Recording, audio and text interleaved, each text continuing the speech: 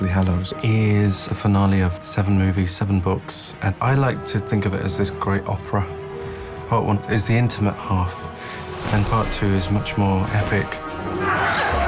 This is bringing the entire series to its conclusion. If we find him, we can end this. The battle for Hogwarts is really a battle between good and evil. A huge theme throughout the 7 books and the films is the question, why fight? Some characters say, I'm not fighting, I have to accept the inevitable. And other characters say, I will fight till I die. This is everyone's moment to make the right choice and do the right thing.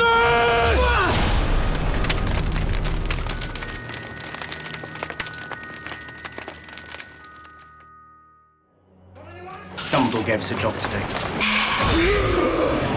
Not a job my brother's given you. It's a suicide mission. In terms of scale, I think the film is huge. And this is the final battle for Hogwarts and the final battle for the wizarding world. And Harry knows very clearly that if he doesn't find the Horcruxes that lie within the school, then there is no hope of victory. Listen up, you lot. Thought you were surprised. And so when Harry returns to Hogwarts, everyone knows that supporting Harry is the right thing to do. There's something we need to find. Right. What is it? We don't know. Where is it? We don't know that either. I realise it's not much to go on. That's nothing to go on. Ultimately, you're following the story of these characters, and I mean, I always personally love to foreground their dilemmas and their feelings within the story. Seems, despite your exhaustive defensive strategies, you still have a bit of a security problem, Headmaster. Oh, I was dying to do that fight between Dame Maggie Smith and Alan Rickman. I wanted it to be in a big, epic space. We moved it into the Great Hall.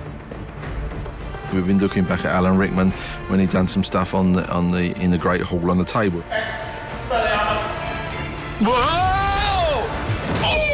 We also looked at when he blasted Harry outside Hagrid's hut. We looked at the way he done that.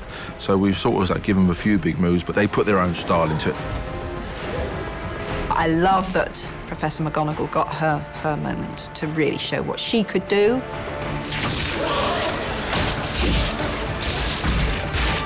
A witch can fight just as well as a wizard. I wanted Minerva to have her moment there. Snape flees, but the pleasure is momentary because Voldemort has arrived. Begin. You do realise, of course, we can't keep up you-know-who indefinitely. Yeah, that doesn't mean we can't delay him. I feel that all of the major characters have fantastic moments in this final cathartic battle. Neville is in charge of protecting one side of the castle. He's in charge of the wooden bridge with Ginny and Seamus and Cho. The wooden bridge sequence is a scary chase, and there's this lovely story of Neville thinking he's safe.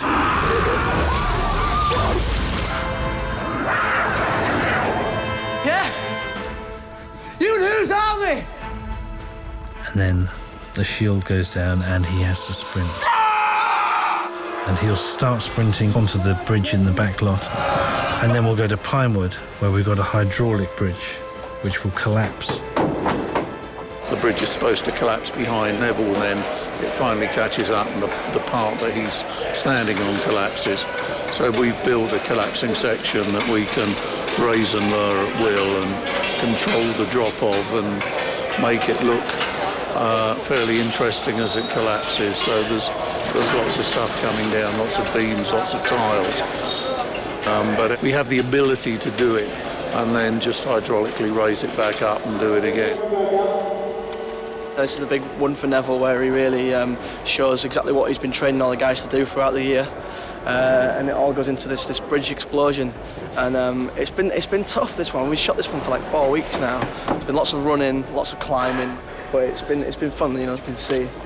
It's when they take the support out, this is rigged up and that part of the bridge falls away. And we're going to be doing that in a minute with me on it. And so we've only got one shot at it as well, one go, so I'm a bit nervous about that, but hopefully we'll get it right. Purely full rehearsal with no special effects.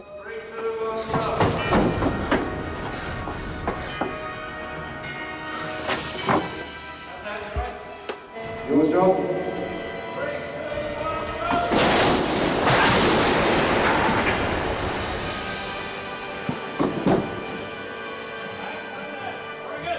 Anchor. Say the rate, check the gates, please. Terrifying. I mean, I'd not seen it go before, so I didn't know what to expect. And just knowing, you know, it's our last day at Pinewood, we had to get it right, and we had one shot at it, so, you know, I was pretty nervous.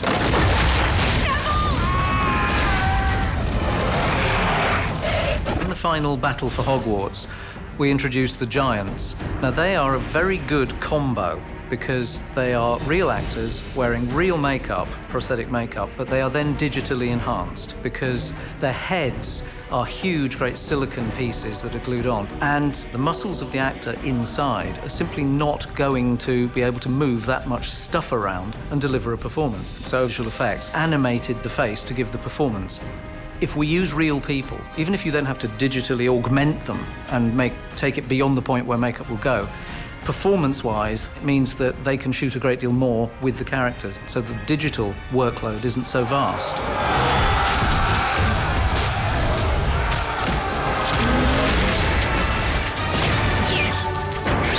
It's epic. There's only one word for it because a lot of the castle gets taken down, so it's a very messy time for the castle, literally. It was actually really exciting to start to blow things up and destroy things and knock them down because it just was so different to anything we'd ever seen or done at Hogwarts before. This is the biggest bang we've done on any of the Harry Potters. It involves 50-odd explosions, approximately, all timed to go off in about 4.5, 5 seconds. Nobody, except for special effects inside the cloister. Nobody who needs to be in the court, anybody who doesn't need to be in the courtyard, inside the cloister, please. We've been working out here for the last 2 weeks, just wiring up, laying out the mortar pots and the groundwork for the charges. Obviously, the pyrotechnics and explosives we don't put in until the last moment. Large explosions going off all the way around. There'll be a series of explosions starting just to the right of that tower there, which will put a lot of debris in the air, a lot of fire, a lot of flashes. We're just gelling up just because there's going to be a lot of petrol behind, so just that if any of the flames go over, then we're protecting the guy's skin. You have to consider all of the different aspects of it and the stunt guys and where they're going to be. And is it going to be too big? Is it going to be not big enough? You know, there's lots of different considerations. Ready, turn, one, action!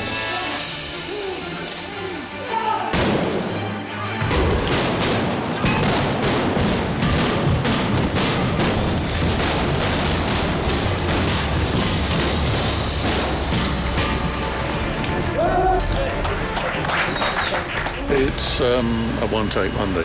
If we want to do it again, it's come back in a week, literally, because of the work involved in resetting it. Get inside! It's everywhere! Take cover! Come forward and join us!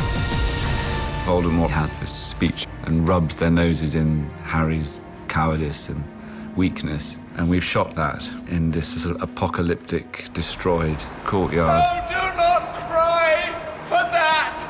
The remains of Hogwarts, and it's absolutely desolate. The ruined courtyard and the other ruined buildings, they become a different set. It's not just a question of depositing some rubble and pulling some walls down. You must treat it like a new set. The courtyard we rebuilt outside because we had to do certain things that were not practical to do on the stage. You cry for that! In this giant confrontation, Rafe was let loose, and he was utterly terrifying. He was different every time. He begged for mercy in the voice of a sick child. In the voice of a sick child. In the voice of a sick child. We shot it for weeks, and you never quite knew who he was going to turn on. Don't be shy, you. Come. Yes. Or you. Rafe was coming over to me, and I just scared him. I've never seen him look as scary in all my life. I suppose he's never coming right up face to face with me, but his teeth and everything are just absolutely incredible. Well done, Draco. Well done, my boy. It's so easy to act petrified of Rafe when he's dressed like that. I mean, I can barely stand within 5 meters of him, let alone him touch me. God, I get the shivers even thinking about it. Matt gets the chance to kind of upstage Rafe and step forward with a limp. He had to have a limp. I said, Matt, we've got to give you a limp. And so he limps forward, all bloodied and battered, which is suicidal. It's kind of like, he must be insane. Everybody knows he's going to be killed. I'd like to say something. Well, Neville, I'm sure we'd all be fascinated to hear what you have to say. And there was always this immense courage that Neville had. He had such a strong heart and will, but it was often covered up because of lack of confidence. And when he started to believe in himself, all this courage that was just bubbling under the surface starts to come out. And he doesn't care about surviving this war, as long as he does the right thing. Neville's sort of wading through all this rubble and stuff, looking at artifacts that have been from the demolished school, and he finds this, the sorting hat. And within it, there's something's glinting, and he thinks it's the sword of Gryffindor. And he sits there, he thinks, I can do this. I've been in Gryffindor for a reason. This is not over! Confringo!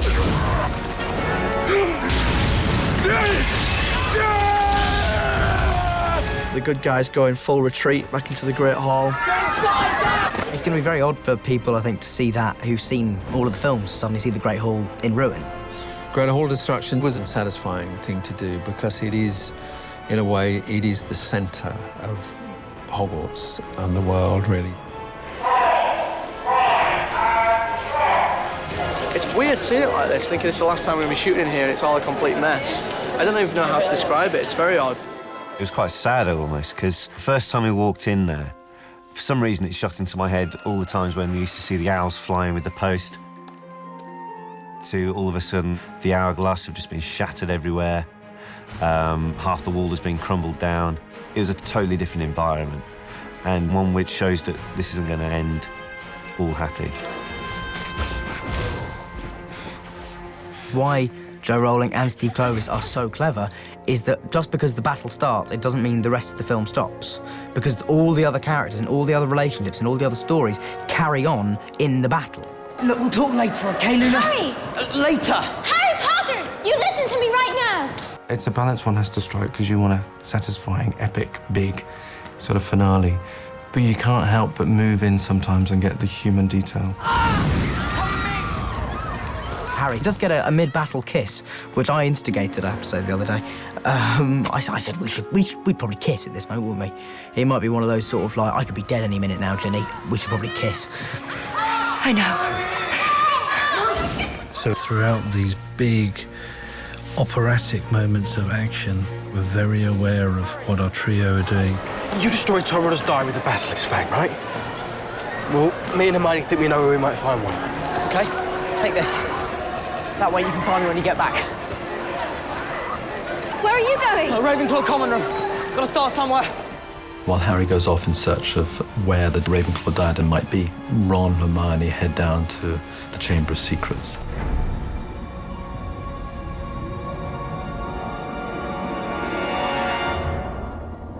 Chamber of Secrets from Harry Potter 2. I think actually that is an example of a set that probably was not destroyed, the first version, but at least cannibalized and reused, so that not enough of it was left to rebuild it.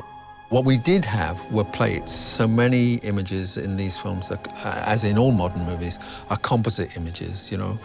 Actors can be shot on a piece of real floor, but against a green screen, and then the background composited in. We had those background potential composites from Harry Potter 2, from Chamber of Secrets.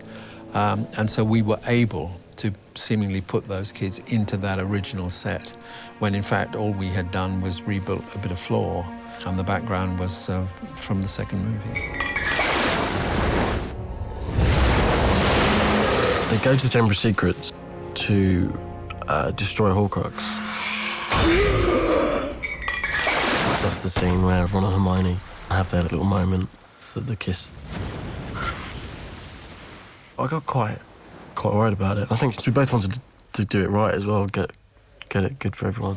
OK, here we go. Rupert was like, I don't know how we're going to do it. And I was like, I've got no idea either. Because if someone is literally like a sibling to you, you've grown up with them, you know, being put in a situation where you have to kiss them is just really awkward.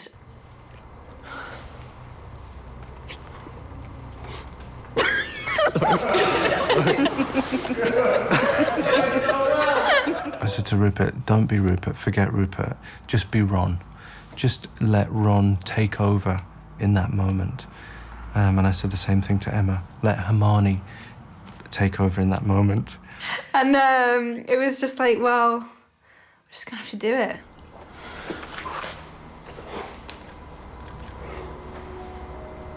And so they had this big kiss, and then they came apart, and there was some laughter. Because, you know, it was a little bit awkward. And that's exactly what David Yates wanted. Who knew? Rupert and Emma had that waiting for us. I mean, I was very impressed. So, yeah, it was wonderful. There are these big battle moments, but it was important for me to make sure that the key story was Harry's search for the Horcrux. There's a wonderful sequence in the Room of Requirements. As Harry and Ron, Hermione go in search of the diadem, and Malfoy and his sidekicks come in. What brings you here, Potter? I could ask you the same. In all the years we've been here, obviously we've seen some pretty amazing sets, but nothing for attention to detail and just grandness. The Room of Requirement this year was incredible. It looks almost as if Leaveson dumped all their stuff into one room and this was left over, but it just looks too beautifully arranged. Stephanie and her team were buying furniture for weeks and weeks and months and months. I think we must have at least 2,000 chairs in there. Chests of drawers, wardrobes. It was always one of my favourite places to take people coming to the studio, because it was a history, because we had to recycle so many of the objects and props that we'd used over the previous 7 films. The chess set, chess pieces, the party dressing from Slughorn's party, all the trophy cabinet dressing. And I think it'll be fun for kids to recognise things that they've seen previously in films, and, well, it's ended up in the Room of Requirement. For my first trick. How good have you got to be to do that? Filming in there was one of the most exciting scenes I think we've shot throughout the whole 8 films. Certainly one of the most physically demanding scenes any of us had ever got involved with. We climb all these different props and different, you know, wardrobes and chairs. Me and Emma climbed up this pile of chairs for 3 days, and we had to stop and redo the makeup almost after every take, because by the time we get to the end, we would have just sweated so much in a space of about 20 seconds that, yeah, it was pretty incredible.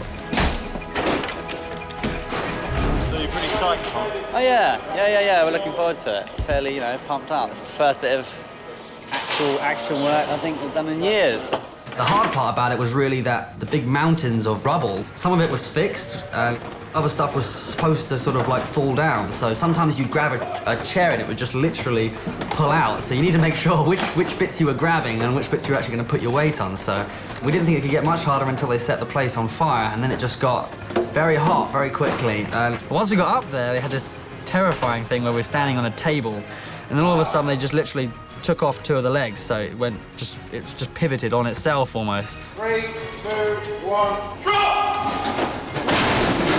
They would go, and even before they said go, we're sort of grabbing hold of the thing and saying, don't let me fall. That's it. That's the one. I'm smiling now, only because my feet are on the floor, yeah. But you've got a harness on. I know, and I've fallen off it like 3 times. It makes no sense. It's an instinct, you know, logic brain thing. You can't override it. So Blaze and I are just at the top of this burning heap of rubbish, about to die. And that's when young Harry takes a moment to come and save his old chum Draco. We can't leave them! He's joking, right? It's obviously a bit of a surprise and a relief. young Draco to be saved, but certainly no thank you card at the end of it. And they're just about to make it, and they get through the doors, and they crash land. The stunt had to be done off the front of a vehicle that was travelling around 10 to 15 miles an hour, and sometimes the landings we have are onto boxes or onto mats, but this was just onto the floor.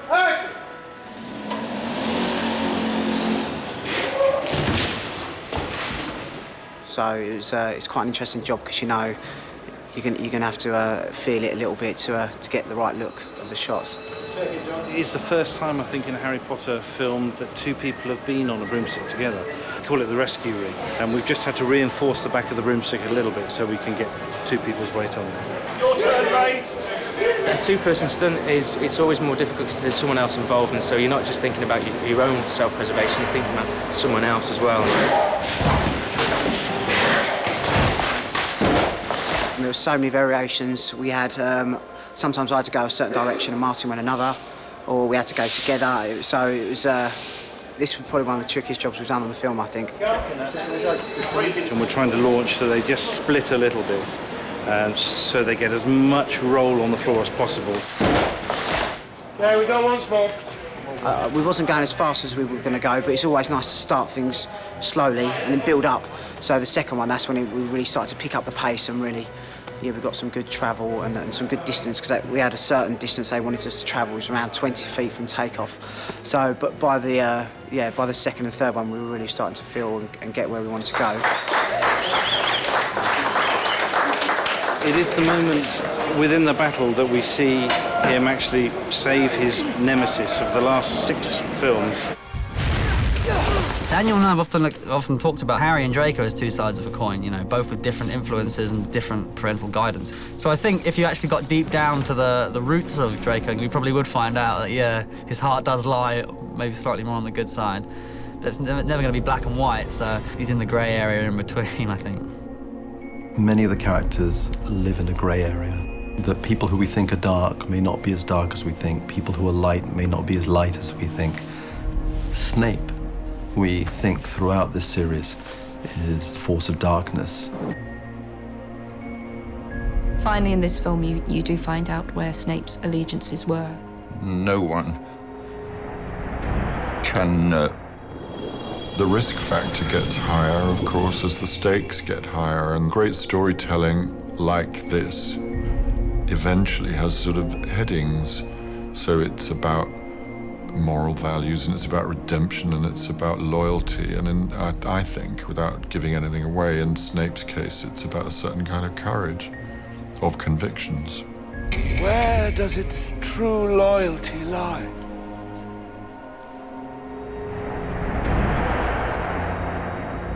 With you. The boathouse was kind of referred to in the first novel, and it's always been there as part of our big exterior model of Hogwarts, so decided to develop it and improve it. The walls are glass. It's a Tudor Gothic glass structure, and therefore you are very aware of the school on fire, the battle raging above you, the reflection of the fire in the glass, in the water. It was fantastic. Beautifully designed, as everything is by Stuart. It feels very melancholic and lonely, but quite haunted. Because amidst all this tension, this battle's raging outside. Harry Potter, on this night, you have allowed your friends to die for you rather than face me yourself. For the whole battle for everyone, everyone's got loved ones that are everywhere throughout the castle that are fighting, and it's difficult to know how anyone is. And it's not going to be like where 1 million bullets get fired and no one ever gets hurt. We've actually got to, in this film, see people get, you know, killed. Because we know they're going to. Where is everybody? When it comes to a battle, there always are casualties. This is a proper war. And in war, you know, you have casualties, and people that you care for and love have the risk of paying the ultimate price. These aren't just students who didn't pay attention. These are people who are really just caught out. It's quite shocking to see all the bodies kind of lined up on these stretchers and covered in blankets. Harry sees bodies everywhere, and he retreats. The burden of guilt at that point would be almost crushing. Harry's in that state where people find themselves in when they've lost too many people and he's exhausted, but he can't stop because he knows what's at stake. He's been exposed to death. His parents, Sirius Black, Dumbledore.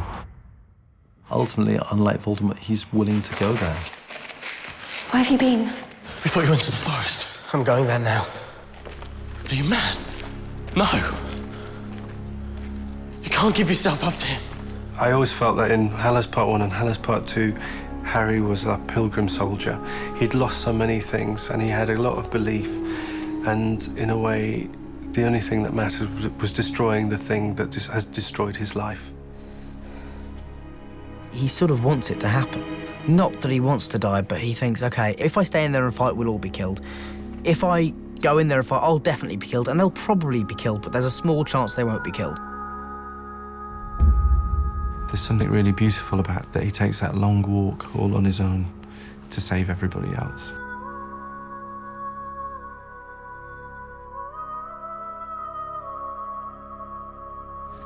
Does it hurt? Dying? Quicker than falling asleep. Dan hasn't had much experience of death, so it's actually quite a push for a young actor to explore that. And what I would do on set is just sit quietly with him sometimes. And there are quiet words before a take where you would just try and evoke a sense of fear and emptiness. But Dan's got a very vivid imagination, and he brings that. So it's trying to tap into that, really. Harry Potter. The boy who lived.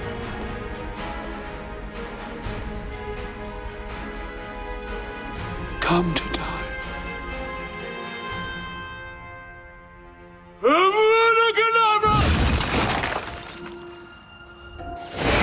The battle for Hogwarts is really a backdrop to that fight that takes place between Harry and Voldemort.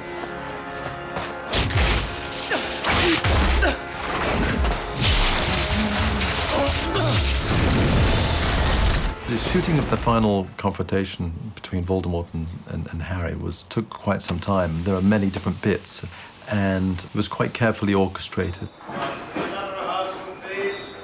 In the book, the standoff between Harry and Voldemort happens in the Great Hall, and it happens with lots of teachers and pupils watching. And it works beautifully in the book, but in the movie I wanted more of a fight between those two. So we extended their battle, so it was more of a finale. So we have them racing through the school and dueling with each other. We actually get to a point where I'm actually up close and I'm actually got him by the throat and hitting him or kicking him, so it's very physical. That's actually quite different from anything we've actually done with Harry Potter. That's actually been quite hands-on. They end up going up there, and it involves them throwing a few spells at each other, and then the drawbridge drops away. Go! That was quite exciting. It's usually a lot of spell throwing, so it's been a nice change.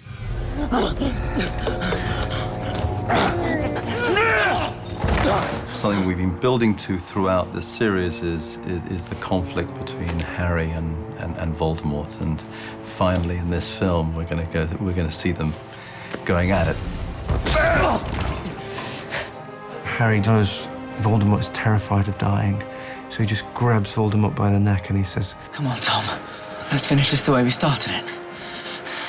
Together!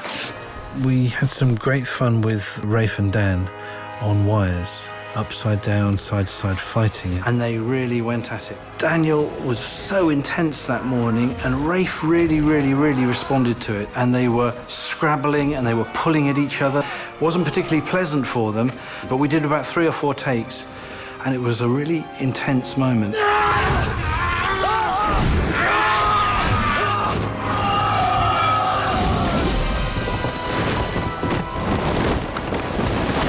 We're completely covered in filth and dust, and my face is bleeding from where Harry's hit me. It's a massive moment for both Harry and for Voldemort, and it's their final duel together. They've fought many times before, and this is the final encounter.